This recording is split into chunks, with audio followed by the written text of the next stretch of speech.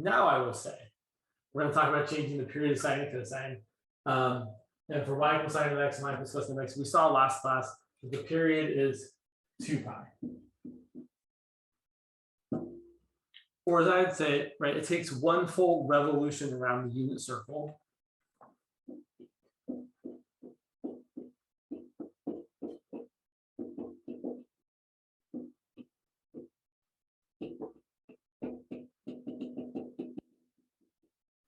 To get a full graph, to get a full period of either sine or cosine.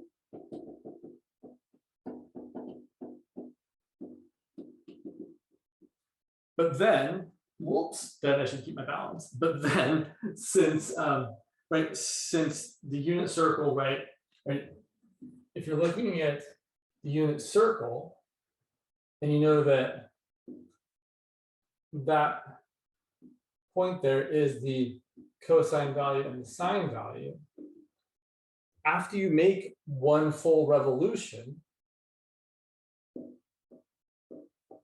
you're just going to get back the same x and y coordinates again.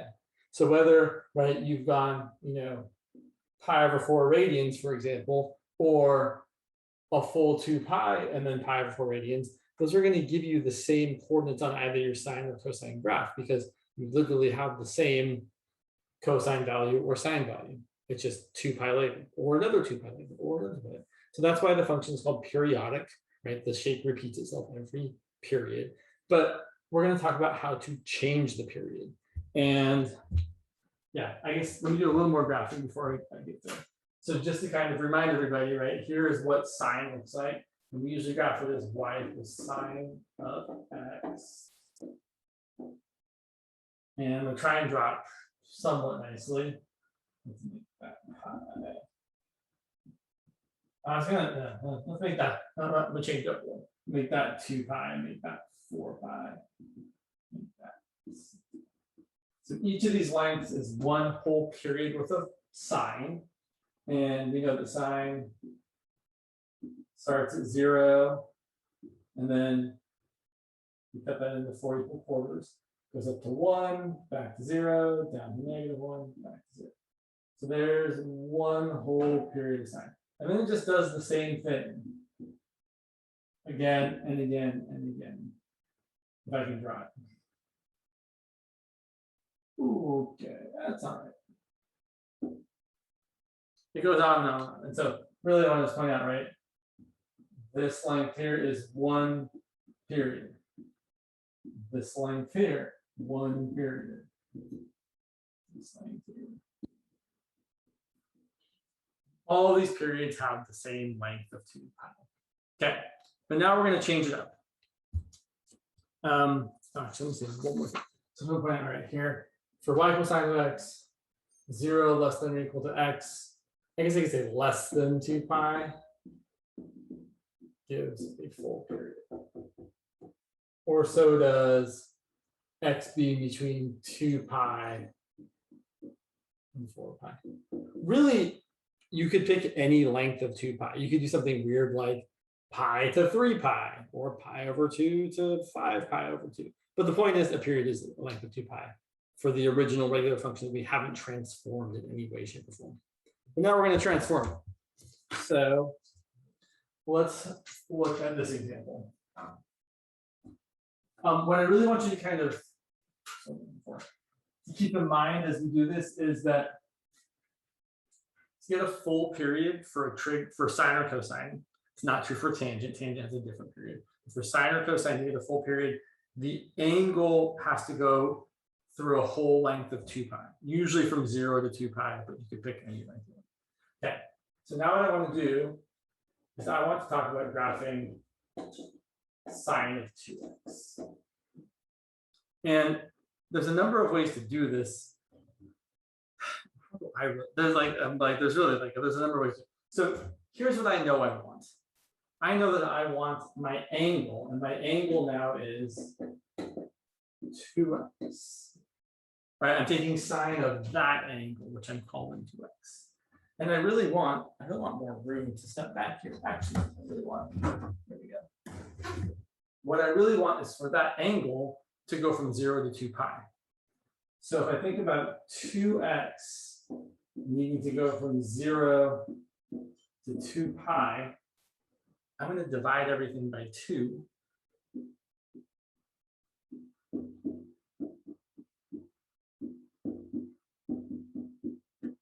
And get 0 less than or equal to x less than or equal to pi. So here's what I'm trying to point out is that to get a full period of sine of 2x, x is going to go from 0 to pi. Half of kind of what it would have been before. Here's another way to see it. I'm going to make a table. Have enough room? Yeah, have enough room, probably. So normally, the values we would use if we were making the table would be the quadrantal angles. They'd be the angle 0 and pi over 2 and pi and 3 pi over 2 and 2 pi. And sine of those angles, sine of 0 is 0. Sine of pi over 2 is 1. Sine of pi is 0. Sine of 3 pi over 2 is -1. Sine of 2 pi is back to 0. That's usually what we would do. Now notice, I didn't actually write the angle in there, but now I'm going to. The angle is 2x, and sine of 2x is what we're taking. But if I want to know what x is, well, to get x from 2x, what do? I divide by 2. 0 divided by 2 is 0. Pi over 2 divided by 2 is 1/2 times pi over 2, which is pi over 4. And pi divided by 2 is pi divided by 2. And 3 pi over 2 divided by 2 is 3 pi over 4. And 2 pi divided by 2 is pi. So we're not actually graphing this part. We're graphing the x values on the x-axis, and we're graphing the sine of 2x values on the y-axis. So let's see if I can make this look nice. Let's say here's pi. Also put a 2 pi out here just for reference. So I'm going to graph sine of 2x versus x.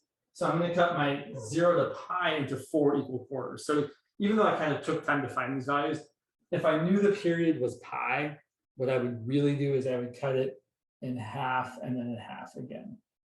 Just like we've been doing when we've been graphing sine and cosine, right? We take our period, we cut it into quarters. And then that's pi over 2, pi over 4, 3 pi over 4.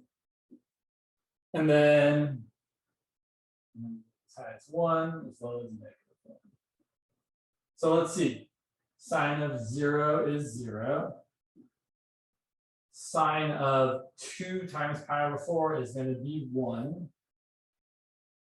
Sine of 2 times pi over 2 is going to be 0.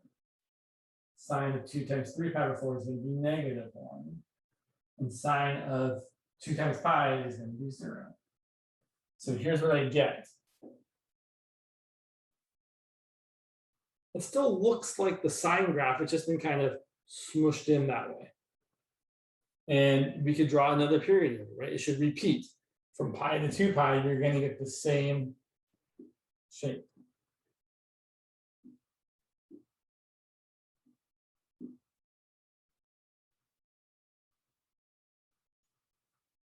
Another way I kind of like to think about this is that this number here, the coefficient of x in your sine or cosine function, tells you how many full periods you should get from 0 to 2 pi. So sine of 2x has exactly 2 full periods from 0 to 2 pi. Or you could do the kind of more convenient thing, which is to say the period is just 2 pi divided by that coefficient. So that's kind of that's the expedient thing to do, is to say, oh yeah, we've got sine or cosine of something times x. Right, I should write this down.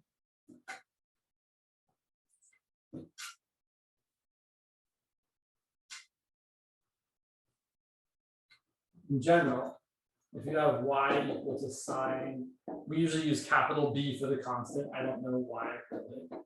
If you have this or this,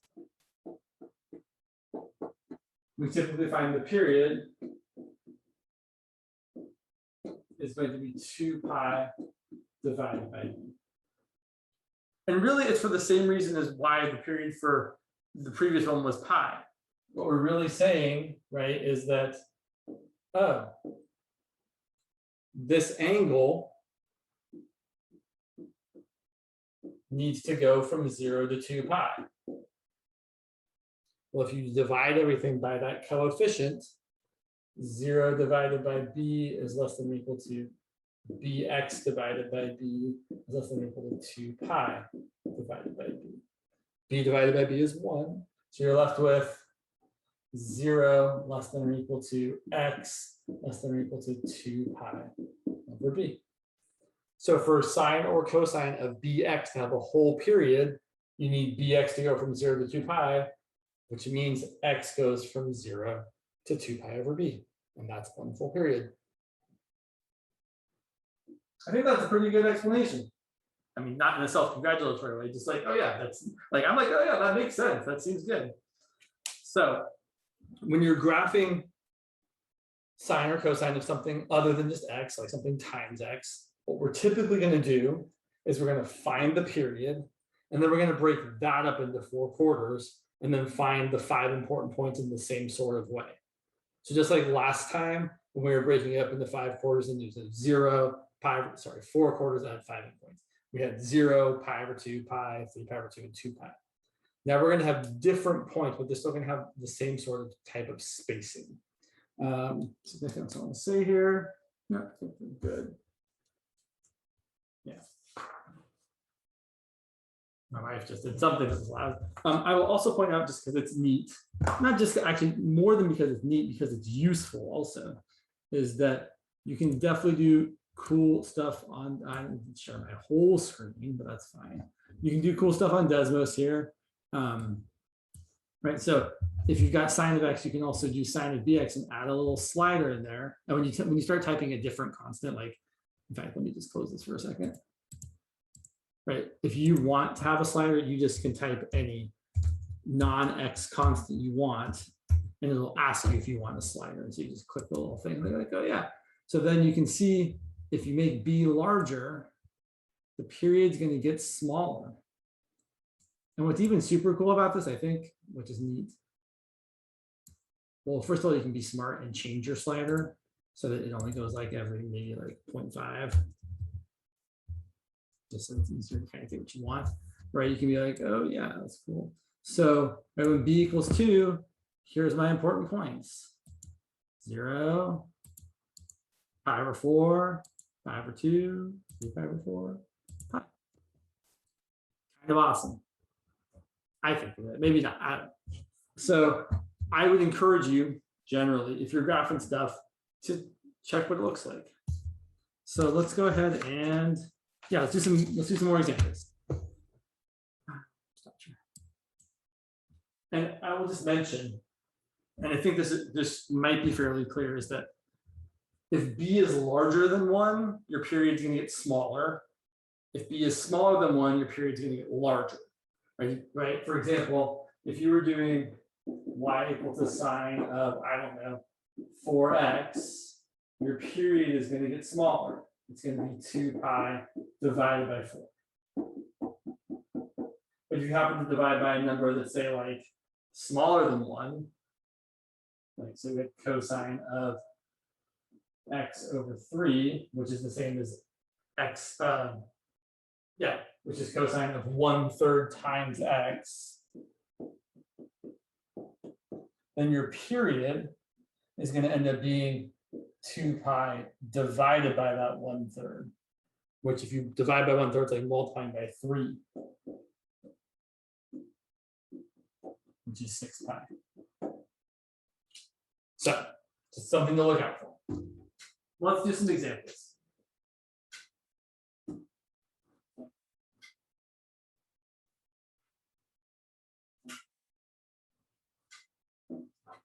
So let's say we want to graph, in fact, that was kind of my next example. Let's do y equals cosine of x over 3.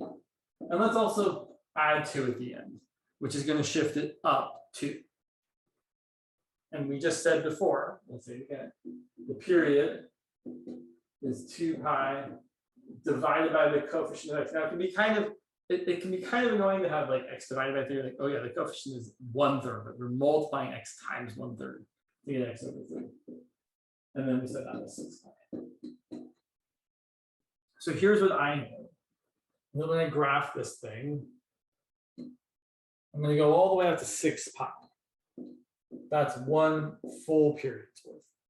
And then I'm going to do the usual James thing and cut it in half and then cut each of those in half. Okay. So now here's where the math gets not tricky, just like we have to be a little bit careful.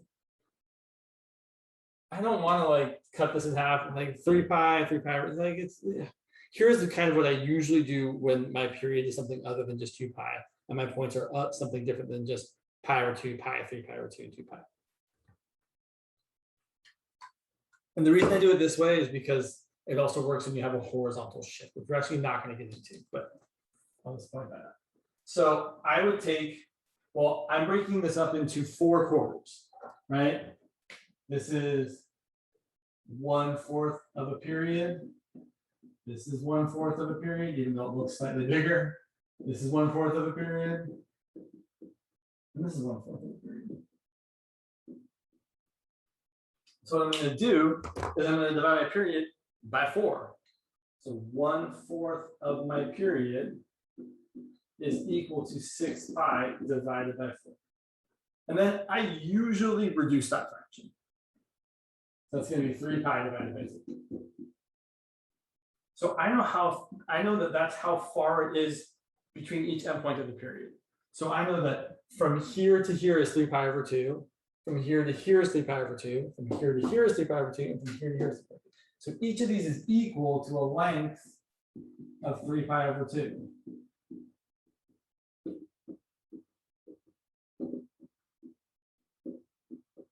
Well, great. Well, that's super easy for this one because this one and all the ones we're going to start at 0. So my first important x point is 0. And 0 plus 3 pi over 2 is 3 pi over 2. And then 3 pi over 2 plus another 3 pi over 2 is going to be 6 pi over 2, which, yes, I know is 3 pi. And then 6 pi over 2 plus another 3 pi over 2 is going to be 9 pi over 2.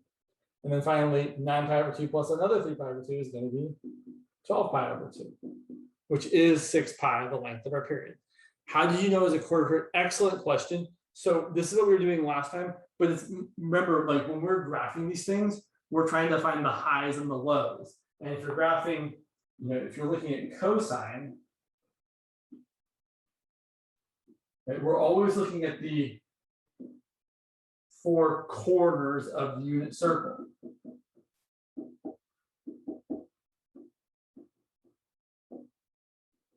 Right, cosine is the biggest right here. Cosine, the biggest cosine can ever be is 1. Can't ever be bigger than that. The smallest cosine number is over here at -1. And then halfway between are the middle values, the 0 and the 0. So we're always breaking up our sine or cosine graph into 4 equal parts, 1/4 period, because those correspond to the 4 quadrants and to the 4 quadrantal angles. So that's why I'm doing that. And so then we know how cosine looks. We know cosine starts at a high value and then goes to its middle value and then its bottom value and then back to its middle value and back to its high value. Now I know we have cosine of x over 3 plus 2. So we're going to shift the whole thing up 2. Now I should say my graph is not going to be to scale. 3 pi over 2. I'm going to pretend pi is equal to 3 for a minute. I know it's not really equal to 3. There was a state, by the way, many years ago that tried to legislate pi equal to 3. True story, not making this up. I think it was one of the K states that starts with a K. I don't remember which one, but 3 pi is close to 9. 9 over 2 is like 4.5. So that's 4.5. So I really want more space than that for 4 though. So I'm going to go, it's not going to be the scale. It's okay if your graph's not to scale. So let's say 1, 2, 3. Yeah, sure. So there's y equals 2, my new middle line, as I like to call it. It's not really my new axis, but it's essentially going to act like what the y-axis, or sorry, the x-axis would have acted like. And then we're just going to look at the points. So at the first x value, cosine is at the top. At the next x value, cosine is in the middle. The next x value, cosine is at the bottom. And then back to the middle, back to the top.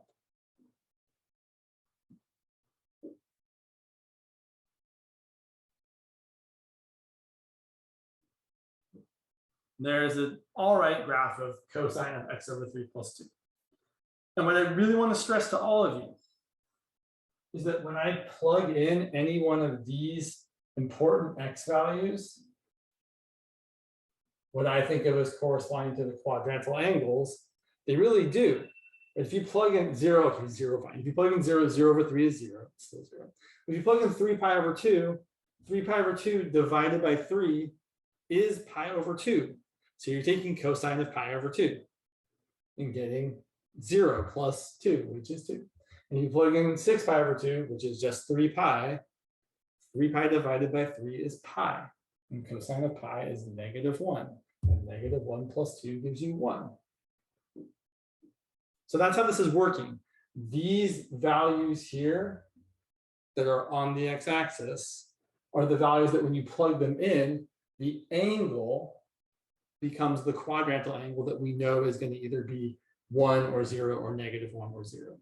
That's the whole story. That's what we're going to do for the rest of these examples. It's always going to be take your graph, break it up into 4 equal sections, find the points, the 1, 2, 3, 4, 5 points on the x-axis, and then graph their sine or cosine in the typical way. Excellent question. Definitely, if you have questions, please feel free to ask them. I will also show you. So again, I would say you should do this work on your own, but then you could totally look at it in Desmos, right? Like, let me share just that. Right. So for example, I could totally look at, let's do, I want cosine of x. Oh, I don't have that. So I can just type in what I want. Cosine of x. Oh, no, I want, yeah, cosine of 1/3 x. And then if we look at the points here, I've got the wrong one graphed. I'm like, that doesn't seem right. Those are not the right points. That's not what I've got. That's because I've graphed the wrong one, right? I need a y equals cosine of bx.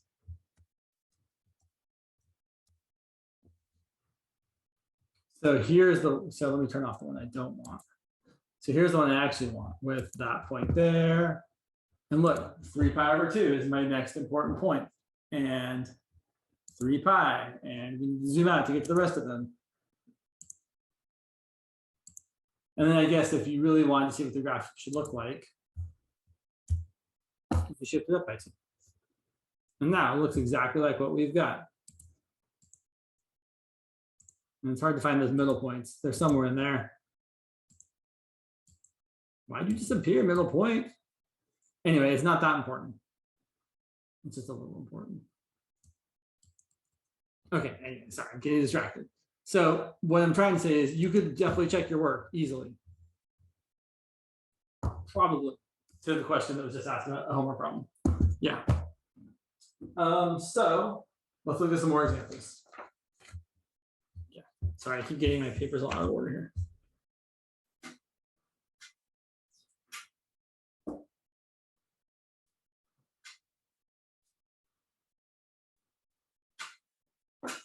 So let's look at the following. Let's graph y equal to 2 sine of 3/2 x minus 1.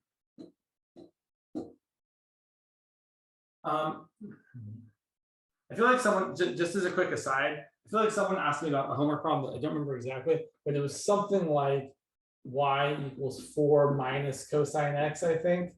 And if you're getting stuck with that one, I just want to point out, it's really helpful if you write it in more standard way, with the trig functions first and the +4s after. So then you're going to take cosine, you're going to flip it over the x-axis, and then you're going to add 4. But that just kind of, sorry, that just popped up in my head. So for this one, I'm going to think about how it's going to look before I graph the whole thing. If I was just graphing y equals 2 sine of x minus 1, I know that the 2 here would stretch it by a factor. So we have an amplitude of 2. And this is going to shift it down 1. So the graph, before I deal with any of the period stuff, would look kind of like this. I'm going to go down 1. And then it's going to have an amplitude of 2. So it's going to go, give myself a lot of room here. It's going to go 2 above -1 and 2 below. So then it would start at the middle, and then the next one would go to the top, back to the middle, down to the bottom, back to the middle. So it looks something like this. Something to be careful about when you graph one of these across the x-axis. None of our points should be like topping out or bottoming out at the x-axis, because the x-axis isn't what's important here. The important values are -1, +1, and -3. Those are kind of the only places where we should have points. So just don't like, I've definitely seen people do things like, I don't know, make it hit at the x-axis instead of where it should. So that's kind of what it should look like, but we have to find the x values, right? It's not going to be 0, pi/2, pi, 3 pi/2, 2 pi.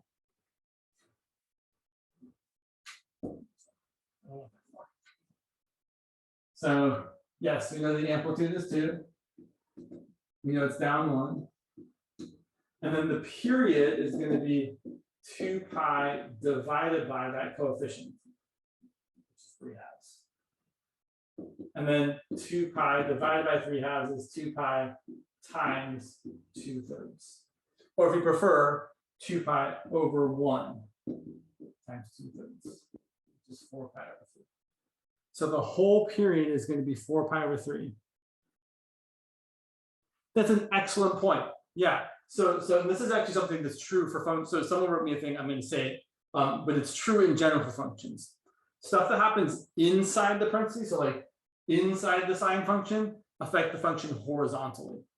Whereas things that happen outside, like we multiplied sine by 2 and we subtracted 1, affect the function vertically. That is 100% true. Multiplying on the inside stretches or shrinks it vertically. So multiplying on the inside stretches or shrinks it horizontally. He makes a horizontal motion and says vertical. Multiplying on the outside stretches or shrinks it vertically. Adding or subtracting on the outside shifts it up or down vertically. And we're not going to talk about adding or subtracting on the inside, but if we did, it is true that adding or subtracting on the inside would shift it horizontally. So yeah, excellent observation. So here's my period. Let's go ahead and start drawing the thing. So we know our period is going to go to 4 pi over 3, and then we're going to cut it. And then I'm going to do the same thing I did last time. I'm going to find 1/4 of my period. Yes, exactly. The formula for the period is always 2 pi divided by the coefficient of the x, right? Not this. Actually, people definitely divide by that accidentally, but this right here, whatever is multiply x. And just to kind of be a little more explicit about it, right? When it's something like this, you have to make sure you realize, oh yeah, that's a 1/3 times x. So it's 2 pi divided by 1/3. But yeah, excellent observations, everybody. So then we're going to do, so this is how I like to do it, because I think it works the best and right, it's efficient. I'm all about the efficiency of math. So I'm trying to graph this as easily as possible. I know it's going to do the usual sine shape. It's going to be shifted down 1.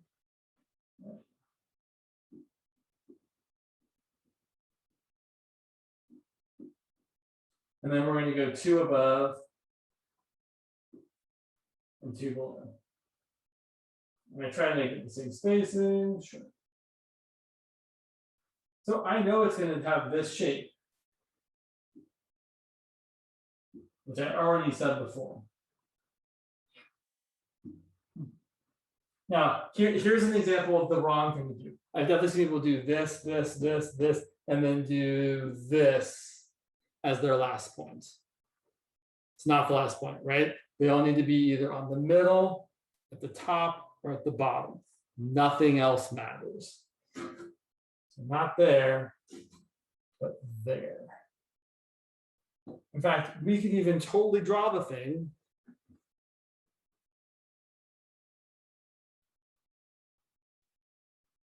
before we found the 5 important points.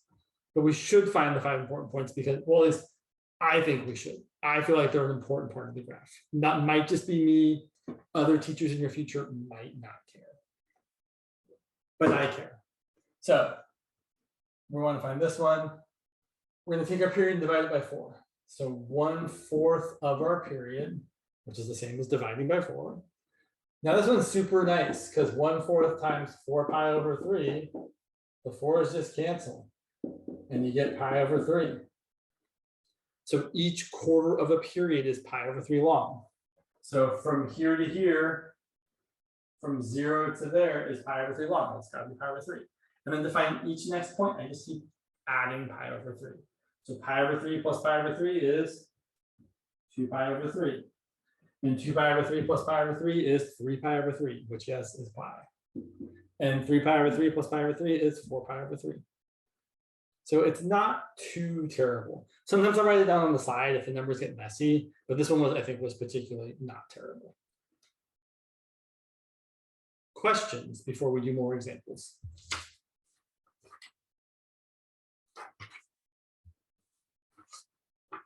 I'll look at my next example. Sure. I should just erase the other side. Wait a second. I'm smart. So those are kind of numbers.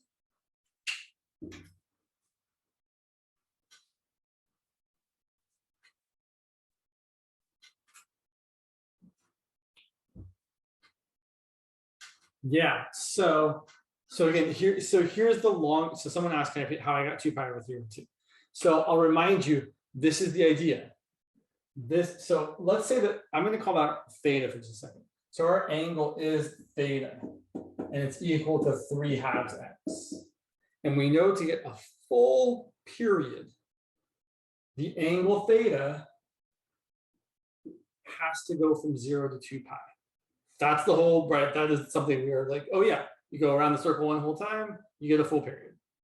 So our angle has to go around the circle one full time. But our angle is that. Well, but hold on there. It won't always be 2 pi. I'm saying we're going to start with 2 pi. So our angle has to go from 0 to 2 pi.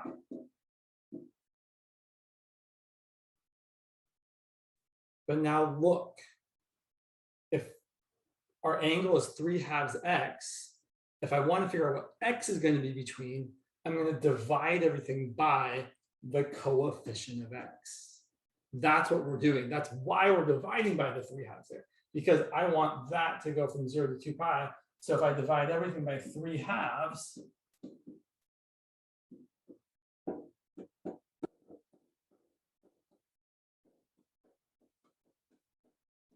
well, 0 divided by any non-zero number is 0.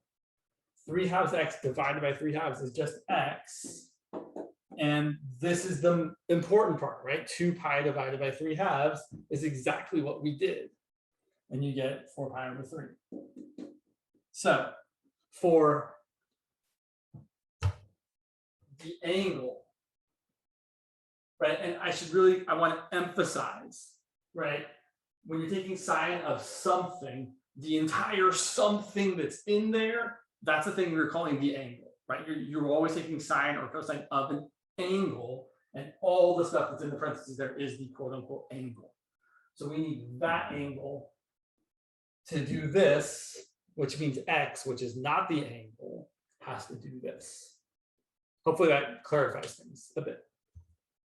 Okay. Good, good. Excellent question. We'll see if, yeah. So someone asked if there's a negative inside the parentheses, and we might have time to address that. We'll see. I don't think there's any homework questions like that, so it's not a huge issue, but I agree, right? It's still a valid. Well, let's look at this. We have a negative outside. Let's say we have y equal to -2 cosine of 4x over 3. I'm going to change this number. I'm going to change it to a +3. Okay.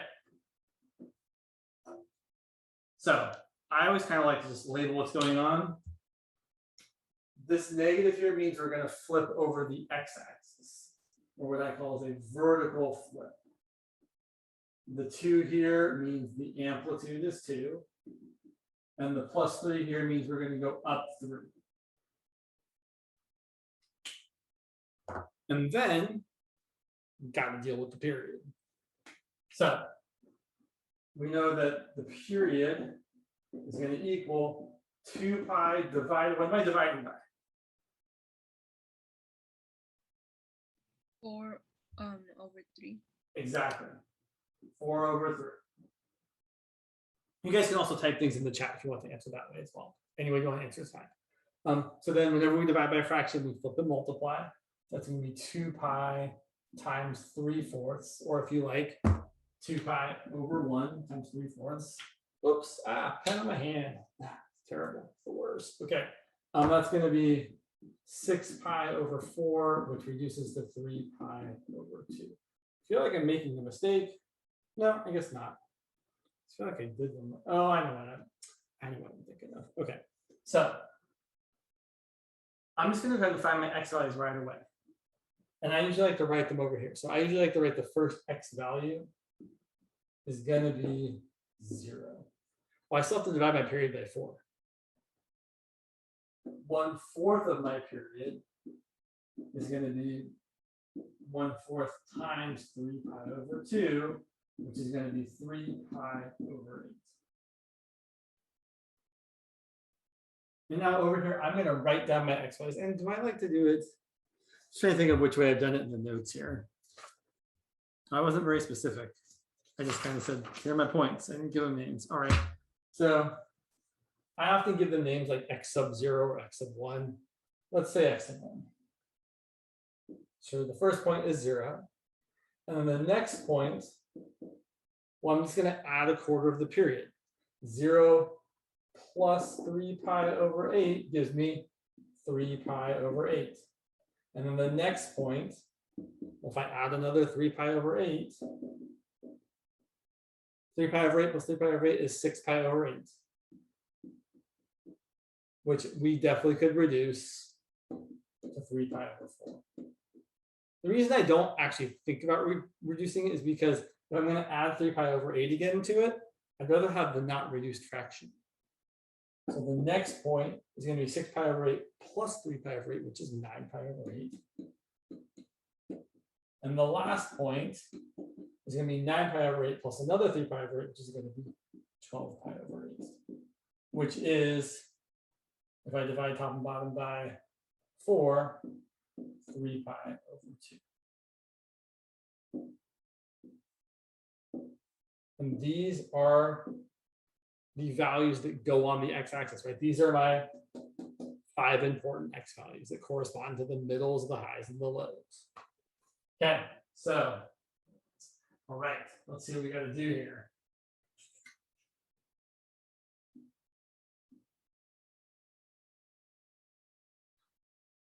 So I know I'm going to have a new middle line of 3. Enough room? No. Let me give myself different room here. Sorry, one second. Let me start over again. Okay, that should be good. 1, 2, 3. Okay, so we have our important x values 0. And again, right, I'm just going to take my period 3 pi over 2, and I'm just going to be kind of arbitrary about it. This is supposed to be 5.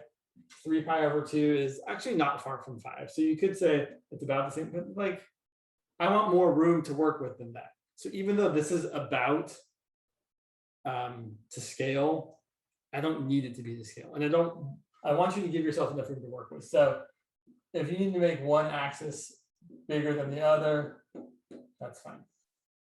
There's my one full period, and I'm just cutting it into quarters. And each quarter, we already know the points: 0, 3 pi over 8, 3 pi over 4, and 9 pi over 8. And then the 2 is going to stretch it by a factor of 2. The negative is going to flip it over, and the 3 is going to lift it up by 3. So usually,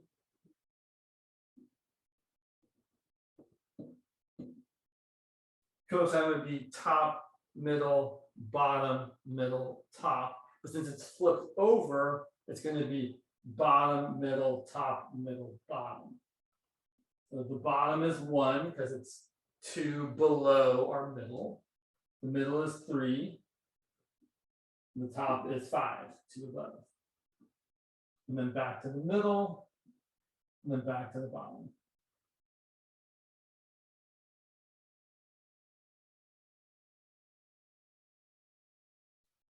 Look like that. And just kind of show you the process there. We got time. Yeah.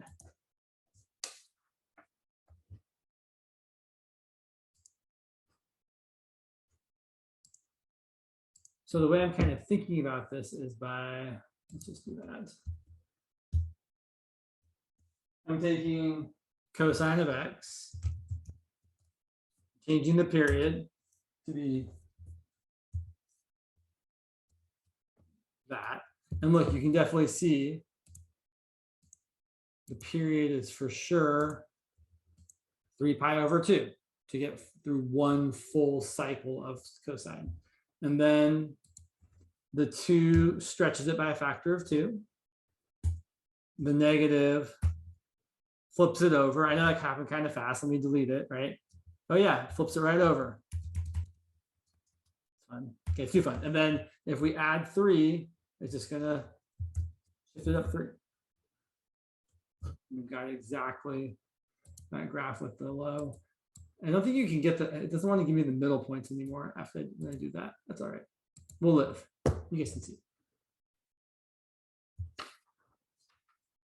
Okay. So I will say, I know we still have a few minutes left, which is atypical. Well, we have a few minutes left because I haven't got through all the examples. There are a couple examples still in the notes that are already posted from last year, which are worth looking at if you want more examples. Excuse me, sorry. Someone did ask, I don't remember who, someone asked, what if there's a negative inside there? And it's actually very similar to what happens if you have a negative outside. If you have a negative in front of a function, it flips it vertically, right? Or as someone else would say in the chat, if you have a negative outside, it affects the function vertically. And putting a negative typically gives you a reflection. So a negative outside gives you a reflection vertically. The negative on the inside is going to give you a reflection horizontally. So interestingly, I think this might be easier if I just, I can draw things. So if it's, the thing is, for this to really be more meaningful, it has to really kind of, you might also want a horizontal shift. But I will just tell you, if you look at like y equals cosine of negative x, well, it's actually going to look exactly the same as cosine. Because if you take the cosine graph, in fact, let me draw the cosine over here. So here's cosine. And I don't want to draw them on the same thing because they literally look the same. So here's cosine doing its thing. Not, okay, that's not my best cosine. Hopefully you guys will buy that that's cosine. But the point I'm trying to make, poorly I feel like, is that if you flip this horizontally, it's going to look the same.